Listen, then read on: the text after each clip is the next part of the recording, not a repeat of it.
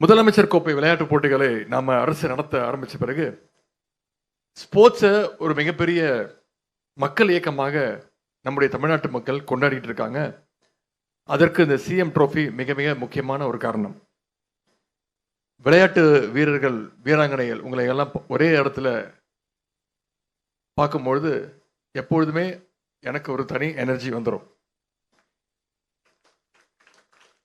அதுவும் இன்னைக்கு பெருமையா சொல்லணும்னா, விளையாட்டுத்துறை சார்ந்து நாம் எடுக்கின்ற முயற்சிகளால எண்ணற்ற தமிழ்நாட்டு வீரர்கள் உலகம் முழுக்க போய் பல்வேறு சாதனைகளை ரெக்கார்ட்ஸ் பிரேக் பண்ணிட்டு இருக்காங்க. இன்னைக்கு இந்த மேடையில் சர்வதேச போட்டிகளில் பல்வேறு சாதனைகளை படைச்ச 2 தமிழ்நாட்டு வீரர்கள் நம்மளோடு அமர்ந்திருக்கிறாங்க.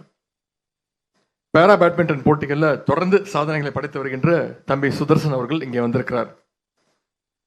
உலக அளவில் பேரா பேட்மிண்டன்ல டபுள்ஸ் பிரிவில் இன்னைக்கு வேர்ல்டு ரேங்கிங்ல நம்பர் 1 இருக்கிறார் நம்முடைய தம்பி சுதர்சன் அவர்கள்.